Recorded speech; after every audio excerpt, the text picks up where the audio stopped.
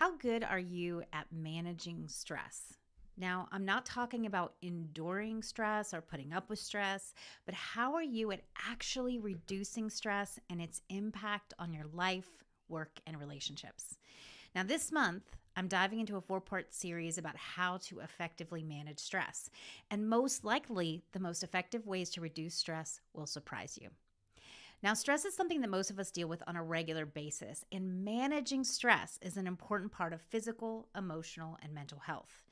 I think most people know that they need to manage stress, but they struggle with how to do it, especially when they have a lot of demands, pressures, or life challenges. So, my objective for this series is really to give you some important tips and strategies for managing stress effectively. And I want to start today with defining stress because effectively managing it means we have to understand it. So, what is stress? Now, we use this word in a lot of ways, but I'm going to define it as our body's natural biological response to pressure, threat, or demand. Now, it isn't the pressure, threat, or demand itself. Sometimes we think of stress as the things that are put on us, but it's actually our internal biological response to life's stressors. Now, we want to have stress responses. It's natural and healthy and part of being human. And next week, I'm going to talk about the difference between good and bad stress and why sometimes our natural stress responses turn into burnout.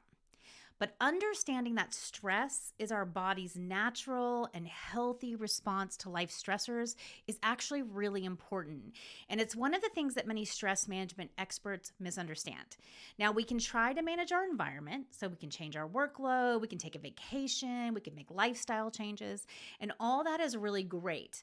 But if we don't manage stress from a biological perspective, no change that we make will be long lasting. So, stress is our body and brain's way of ensuring survival. These natural response systems are more powerful than our reasoning mind. So, trying to use our mind or rational thinking or our will to control stress is actually completely ineffective. So let's do a very quick biology lesson. Now, our stress responses come from a part of our biology, which is the nervous system. I'm sure you've heard of it. We are hardwired to scan for threats 24/7 through our amazing nervous system. When our nervous system perceives a threat inside of us, outside of us, between us and other people, it unconsciously sends a signal to our brain. And then our brain and nervous system start the work of prioritizing our body's biological systems for survival. So, less important systems in a moment of survival go offline. Things like our digestion or our logical thinking, right? And all the energy in our bodies moves to the parts of our body that we need to run, fight, or freeze. Now, have you ever gotten scared and your heart rate increases or you feel really anxious and you can't sit still? This is your nervous system responding to a threat. That is an example of a stress response. Now, when we experience a threat, we don't want to waste time thinking about what action to take or what path to choose. So all of our stress responses happen unconsciously and instantly. This is actually a really amazing part of our humanity, of our biology. Our conscious logical brain goes offline because it takes a lot of time to figure out decisions in our conscious mind. And we're able to just instantly and automatically act, right? And this is why our stress responses are so important. Now, this is one of the reasons we don't want to make big decisions when we're in the middle of a stress response.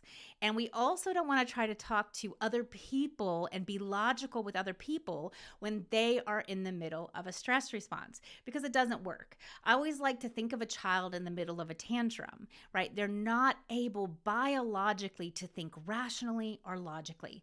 You have to wait until they're calm again before you can reason with them. Now, you experience perceived threats every day in one form or another. Remember, this isn't rational thinking, but something wired into our biology. So you could perceive someone's tone as a threat or the way someone looks at you. You could see the struggle in the world and feel overwhelmed and threatened by it. You can worry about money and perceive that your survival is at stake. Anytime you don't feel safe, you experience a threat and you have a stress response. Now, all of this is natural and normal. Our bodies are designed to handle stress. But if we have a healthy, responsive nervous system, we activate in a response to threat, and then we deactivate as soon as the immediate threat is over and move into rest and relaxation. But how often are you actually cycling through your stress responses? How often do you really experience rest and relaxation? This is really the key to stress management. We have to learn to repair our nervous systems so we can cycle naturally from activation to rest. Okay, but how do we do that? Well, tune into next week's video. Hopefully today I've given you a little bit of a foundation for what we're going to talk about the rest of this month. Next week, we're going to dive into the difference between good stress versus bad stress and what causes burnout. So have a great week.